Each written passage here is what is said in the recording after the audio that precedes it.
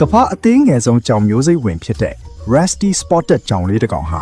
သူ့ရဲ့ခိုးလုံရအတိုက်ပြင်ဘက်ကကဘာကြီးကိုပထမဆုံးအကြိမ်စူးစမ်းလေ့လာဖို့ထွက်လာပါပြီ။ကြည့်လိုက်ရင်တော့လက်ဖွားပေါ်တင်နိုင်တဲ့ကြောင်ပေါက်အရွယ်လေးလို့ထင်မှတ်မှားနိုင်ပေမဲ့တကယ်တော့သူဟာတောနက်ထဲမှာတကူတော်ကျင်လေကျက်စားနိုင်တဲ့အရွယ်ကိုမကြာခင်ရောက်တော့မဲ့သားရဲမုတ်ဆိုလောင်လေးတစ်ကောင်ပဲဖြစ်ပါတယ်။အရွယ်စားသေးငယ်လွန်းလာပြီမဲ့တတိနဲ့ဇွဲကတော့အံ့မခံပါပဲ။ကြောင်ငယ်လေးတွေဟာစူးစမ်းလိုချိတ်အပြည့်နဲ့မွေးဖွားလာကြတာဖြစ်ပြီးဒါကပဲသူတို့ရဲ့ပတ်ဝန်းကျင်ကိုသိရှိနားလည်သွားစေတဲ့နီလန်တစ်ခုဖြစ်ပါတယ်။ဒါပေမဲ့တချို့အချိန်တွေမှာတော့အဲ့ဒီစူးစမ်းလိုချိတ်ဟာသူတို့ကိုအန်ဒီယေရှိရာစီတွန်းပို့လိုက်တယ်လို့ဖြစ်နေတတ်ပါတယ်။ဒီကြောင်လေးမှာလူသားတွေထက်အစားပေါင်းများစွာထူးကဲတာလွန်တဲ့အာယုံခံစွမ်းရည်တွေရှိပါတယ်။သူ့ရဲ့မျက်လုံးတွေဟာလူသားတွေထက်6ဆပိုမိုမြင်နိုင်စွမ်းရှိပြီး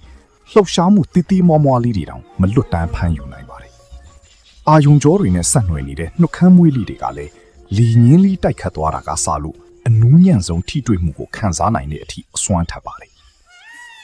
ဒါအပြင်ကျွန်တော်တို့လူသားတွေမကြားနိုင်တဲ့အတန်လိုင်းတွေကိုပါနားဆွင့်နိုင်စွမ်းရှိပြီးမတူညီတဲ့အနံ့ပေါင်းဘီလီယံချီကိုလည်းခွဲခြားသိရှိနိုင်ပါတယ်။ဒီအာယုံခံစွမ်းရည်တွေကြောင့်ပတ်ဝန်းကျင်ကအပြောင်းလဲတိုင်းကိုအမြဲနိုးနိုးကြားကြားနဲ့စောင့်ကြည့်နေနိုင်တာပါ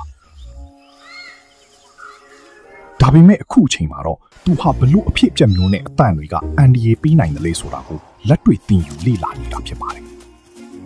ဒီနေ့သူစွန့်စွန့်စားစားရှောက်လန်းလာခဲ့တဲ့ခြေလမ်းတိုင်းကိုလေသူ့မှတ်ဉာဏ်ထဲမှာသတိတီမြေပုံတစ်ခုလိုအသေးစိတ်မှတ်သားထားပါတယ်ဒါကြောင့်ဘလောက်ဝေးတဲ့နေရာကိုပဲရောက်သွားပါစေအိမ်ပြန်လန်းကိုတော့မျက်စိတမိတ်တွင်မှာပဲပြန်ရှာတွေ့နိုင်ပါတယ်